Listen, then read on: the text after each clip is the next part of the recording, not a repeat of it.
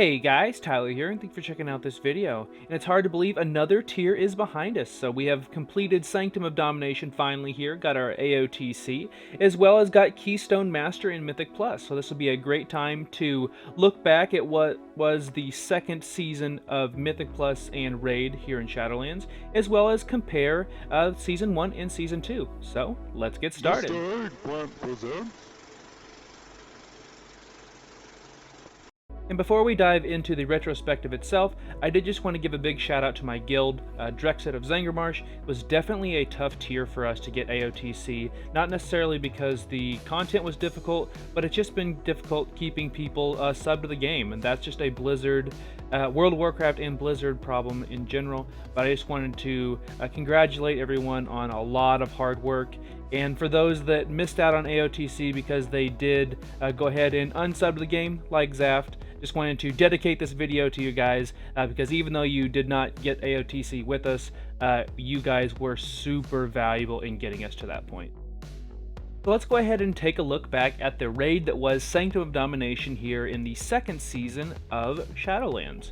So in my top 3 list, you very rarely will ever see the first encounter of a raid on the list. This was actually an exception. Other exceptions were Rathian and Nyalotha, and then if you go all the way back to Uldir and Talik. So number 3 on my list is going to be the Terragru. And I really enjoyed this fight because it was basically just a let's flex your DPS and see how high your DPS can actually get. I really liked the idea of adding the Anima powers into a boss fight in the raid. In fact, they did the same thing in Mythic Plus, and we'll talk about that here in a few minutes. But I really enjoyed the Terragru for what it was. It was pretty much a patchwork fight for the most part with different abilities that were always random, which I really appreciated as well, to try to just bloat your DPS and blow him up as quick as possible.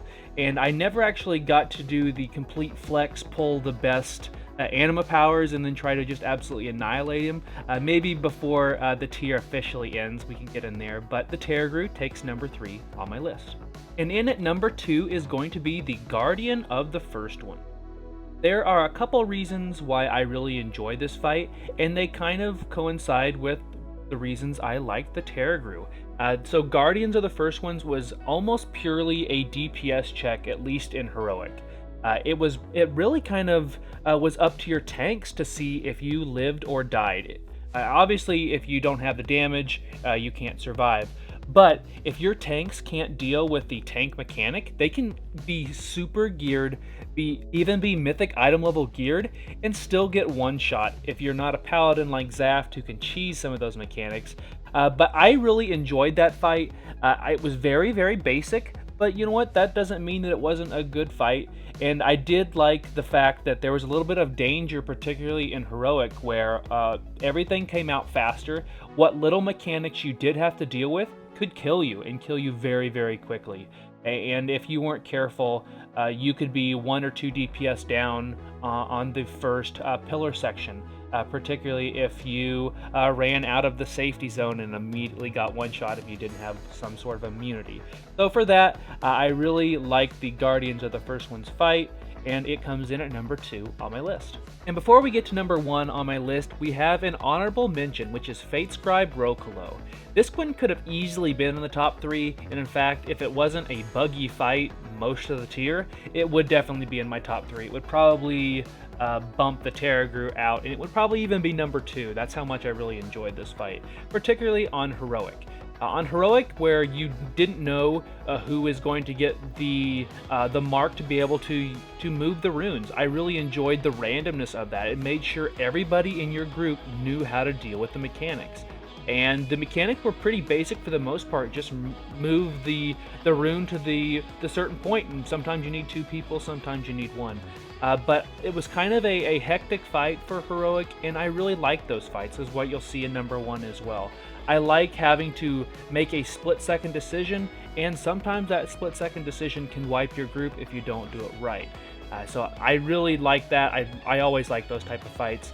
Same thing goes all the way back in Siege of Orgrimmar, like on Mythic, well, Heroic/Mythic Black Fuse. I really appreciated fights that, like, one wrong move and you can wipe your whole group. That was one of the main reasons I liked Mechatork last expansion. It was just frustrating that there was major bugs throughout the tier, particularly when we got into Heroic, where some players would be completely invisible to other players, and you'd never know they were on the game board, so to speak. Or we started doing a strategy where we would go ahead and soak the big ads so the little ads didn't spawn, and sometimes we would soak it would be fine, and then the little ads would just spawn anyway. So a few things like that were the main reason that Fate Scribe was not on my top 3, but it definitely deserved an honorable mention. And then number 1 on my list, I cannot believe I'm saying this, is the Painsmith Raznal. So at the beginning of the tier, I hated Painsmith. I hated it. Mostly because he was overtuned the first week. This was actually our wall, and I know this is the wall boss for a lot of like mythic guilds as well. But Painsmith was not easy that first week. It felt very overtuned. But we managed to get through it the next week, and then it wasn't an issue until we got to Heroic. And the Heroic version is what I'm again going to talk about for my top fight for this tier. Basically, I was not the person who had to pop the traps that pop up in Heroic. That was always Alan's job, Phoenician I should say, the Beast Mastery Hunter of our group, and he did that rather well through progression and then much later after that. But in the last month or so, he has not been around, so that is my job to do. And I really think I touched on it with the Black Fuse reference from Siege of Orgrimmar, where you had to go up and get on the conveyor belts to make sure that you sent the certain item to the boss. I really enjoyed having to do that one thing that if you don't do it correctly, you wipe the group. And a lot of people would probably say that the traps would lower your damage overall, which is true, particularly on a marksman hunter, but I thoroughly enjoyed that fight, and I actually had a newfound respect for it as we were clearing the content as we were working up to a Heroic Sylvanas. The fight itself is very basic, much like a lot of the fights here in Sanctum of Domination, but I thought it was executed very well. I enjoyed having to dodge the balls, then the spikes, and then on Heroic, the second set would come out as like a target pattern and go out from the middle ring, and then on the third phase you got both, so it would come out from the edges and then the targeted ring. I enjoyed the layering of abilities, and you'll notice anytime I really enjoy a fight, I enjoy randomness to an extent, and I also enjoy different mechanics being put on top of one another, and that layering just makes for a fun fight for me. So that rounds out my top 3 plus 1 of Sanctum of Domination. Alright, and then on to my 2 meh fights of the tier. But I did not enjoy the Kel'Thuzad fight. So number 2 on my list is KT himself. So I don't mean to spoil my next one, but the final 2 bosses of the tier were not that good. I remember struggling on the original KT fight way back in Naxxramas in Wrath, but I still, maybe it's because it's nostalgia's sake, I enjoyed that fight over the current rendition of Kel'Thuzad. I really wish they would have built more on going into the phylactery, or maybe even your whole group being pulled into the phylactery. I would have loved to see something built around that, and maybe having most of your group in there instead of just like splitting half of your group in and half your group out. Other than that, was pretty much a deal with the ads, much like his other fights, of course, with a few other tweaks, but mostly I didn't find the fight worth being the penultimate boss. This fight feels like it could be number 3 in the tier. In fact, Painsmith, my favorite fight in this tier, I could have easily seen him be number 9 of 10.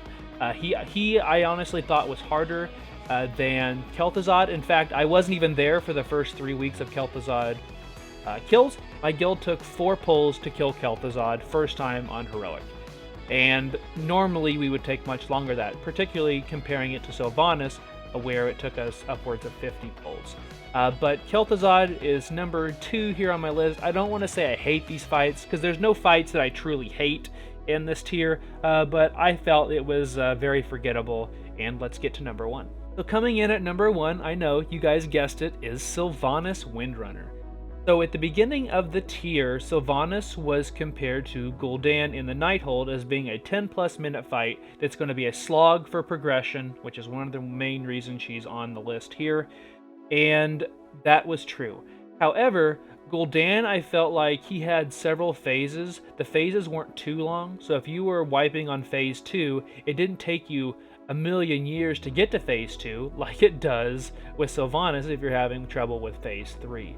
So Sylvanas, she is roughly a 13, or I guess depending on your damage, of course, is like a 11 to 15 minute fight, depending on how many platforms you get through and what your DPS looks like.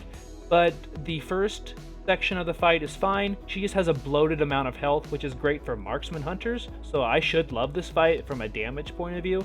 But it was kind of forgettable, much like the Kel'Thuzad fight, and it just took forever to get to the phase you wanted to work on.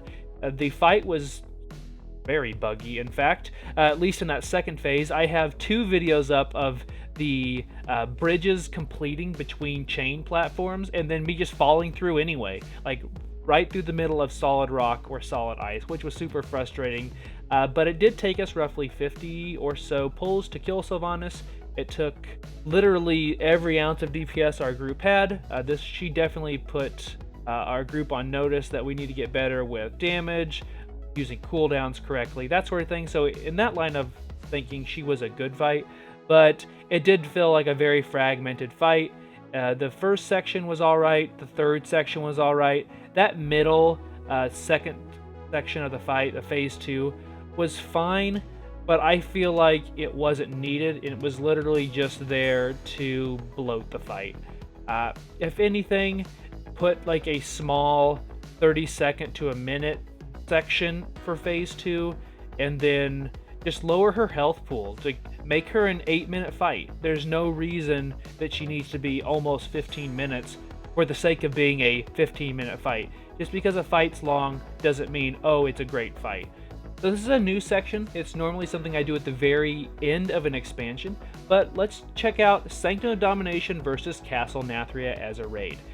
So overall, I have to say, I liked Sanctum of Domination better than Nathria.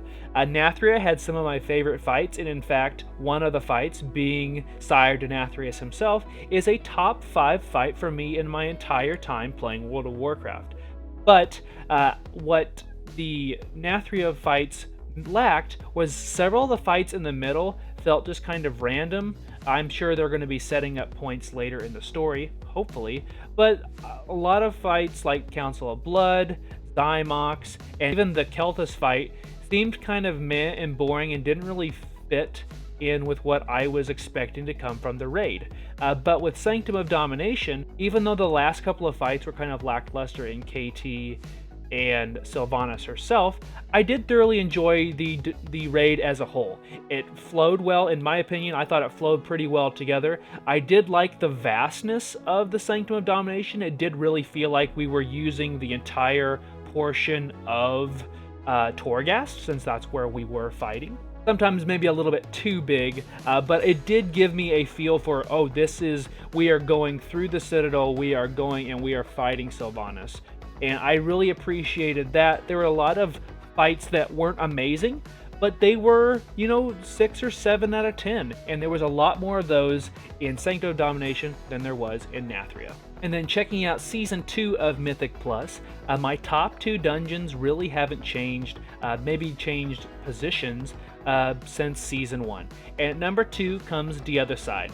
So this one is going to be one of those dungeons I'm probably going to like, unless one of the season affixes is just terrible and makes it not fun. I just enjoy the aesthetic of The Other Side. I enjoy its simplicity as well. Like, it's just a circle with 3 different offshoots, but I really like the way they did it. I really love going back in there and seeing Bwonsamdi, always an amazing voice actor. Even Mwazala, I don't like the fight, but I do like the voice acting, and you always hear those patented phrases whenever you come back out from one of the sections. So for that, The Other Side is number 2. And number 1 on my list is going to be the Necrotic Wake. And this is a big congratulations to the first time 30 that was done in Shadowlands was done in the Necrotic Wake. Not by anybody I know, of course. But that just shows you that Necrotic Wake is the easiest key this tier, and even last tier, for pushing keys. And it's very easy to get around for the most part. You can skip key mobs with using potions. None of the affixes really killed keys. Like, there are some other weeks where you just don't want to deal with a certain dungeon because XYZ affix is out there.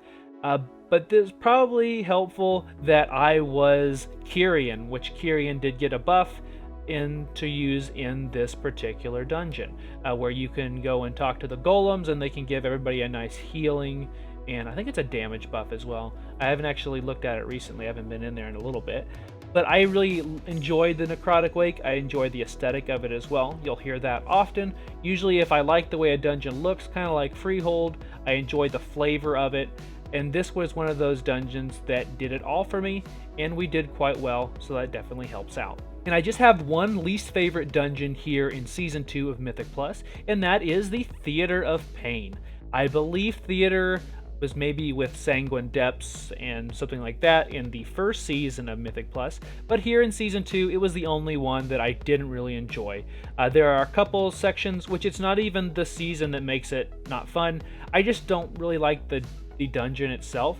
I like going in between, well, it depends on which bosses you do first, but going up to the Lich boss, where you have to go to all the different platforms, those can really make or break your run. Or if you are going up to the Banner boss, where there was a couple of affixes that would kind of give you trouble there. If the Tormented guy was Sagadon there, or Soggy Boy as my guild group calls it, and you accidentally pull him, that's pretty much a GG game over, you're gonna wipe. There's a couple of different pulls that were like that in the dungeon itself. We managed to get in there and do some plus 15s on time, but after that we didn't bother pushing any keys past what people needed. So far, like, if we were looking back in BFA, I hated the first season, and I enjoyed, for the most part, the second season. Where here, I feel like both seasons have been really great so far. We've got Keystone Master in both tiers so far. We've carried, I shouldn't say, don't really want to use the word carried, but we've helped my guild get as many people Keystone Master as whoever wanted it. So that was a good quality season for both seasons, and I really look forward to see, hopefully, what Season 3 will bring. So thank you guys for watching this video. I try to not make it too long, but you guys know me. I love to talk. So I hope you guys have enjoyed this video. Consider subscribing if you haven't already, and be sure and follow me over at Twitch at twitch.tv/MrEggplant. I would love to hear your thoughts on the second season of Shadowlands. Have you stopped doing things in Raid? Have you quit altogether? Are you still doing stuff in Mythic Plus? I would love to hear feedback from you guys. I'm really looking forward to putting up some more pet videos, not necessarily pet battles, but hunter pet videos. I have maybe a 9.1.5 guide out, much smaller than the 48 minutes the previous one was. I'm sorry, I'll make sure they're not 48 minutes. I'll hopefully have one of those out here in the near future. I've kind of hit a lull with making videos here, not necessarily because I'm burnt out or anything. I just can't get myself to do it. So this is hopefully going to be a step in the right direction for me making more content for you guys. So thank you guys for watching. Stay safe out there, and I'll see you in the next video.